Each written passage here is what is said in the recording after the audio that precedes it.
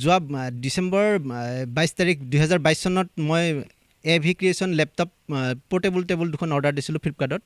তেওঁলোকে মোক জানুৱাৰী 7 2023ত ডেলিভাৰী দিম বুলি কৈছিলে, কিন্তু জানুৱাৰী 7 তাৰিখ 2023ত সিদিনাখনে মই এটা মেছেজ পালোঁ যে সিহঁতৰ ফালৰ পৰা সিহঁতে অৰ্ডাৰটো কেঞ্চেল কৰিছে, সিহঁতে ডেলিভাৰী দিব নোৱাৰে।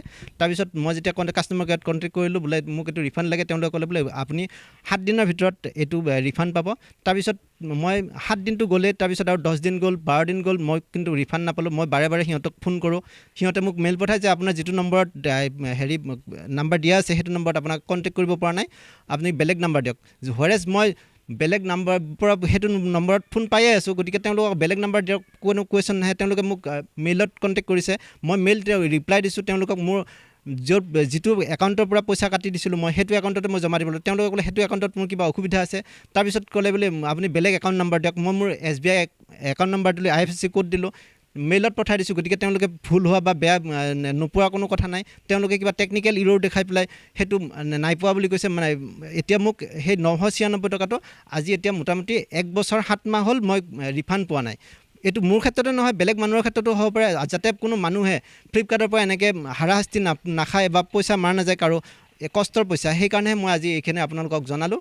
আৰু মই ভাবিছোঁ যে ফ্লিপকাৰ্টে অকল মোৰ ক্ষেত্ৰতে নহয়, বেলেগ মানুহৰ ক্ষেত্ৰতো এনেকুৱা কৰে। মই শুনিছিলোঁ বেলেগক এনেকুৱা কৰে বুলি, কিন্তু মই এতিয়া নিজে ভুক্তভোগী। আৰু মই ভাবিছোঁ যে এনেকুৱাকৈ যদি কৰি থাকে তেনেহ'লে ফ্লিপকাৰ্টে আৰু ইয়াৰ পিছত আৰু বেলেগ বিজনেছ কৰিব নোৱাৰিব, কাৰণ মানুহবিলাক তেওঁলোকৰ ওপৰত আস্থা হেৰুৱাই পেলাব। হয়, মই এইকাৰণে কনজিউমাৰ ৰিডেচিয়েল ফৰ্মত মই কেছ কৰিছোঁ। এতিয়া কোৰ্টত এইটো কেছ চলি আছে, তেওঁলোকে কি ৰায় দিয়ে সেইটো মই মানি ল'ম। আৰু কেছ দিয়া আজি 3 মাহমান হ'ল। মই আচলতে পইচা ৰিফাণ্ড তেওঁলোকে দিব বুলিয়ে মই বহুত দিন ৰখি থাকিলোঁ। 1.5 বছৰ মই তেনেকৈয়ে ৰখিলোঁ, 1.5 বছৰ মানে 1 বছৰ 4 মাহমান মই তেনেকৈয়ে ৰখিলোঁ, কিন্তু তেওঁলোকে মোক ৰিফাণ্ড নিদিলে। আৰু শেষত মই এতিয়া কেছ কৰিব লগা হ'ল। ডেলিভাৰীটো 996 টকা আছিলে।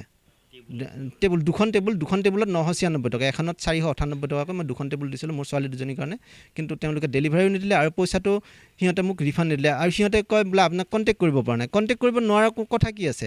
আৰু ইয়াতে টেকনিকেল ইৰ'ৰ কিবা দেখাইছে, মোৰ লগত কি কথা পাতিব লাগে তেওঁলোকে? মই যেতিয়া পইচা মোৰ পৰা দি দিছোঁ, সিহঁতে পইচা দিয়াৰ ইভিডেঞ্চ আছে সিহঁতৰ, গতিকে সিহঁতে বস্তু দিয়া নাই, মোৰ সেইটো একাউণ্টত সিহঁতে পইচাটো সোমাই দিব লাগে। সিহঁতে মোৰ লগত কথা পাতিব লগাটো একো কথা নাই।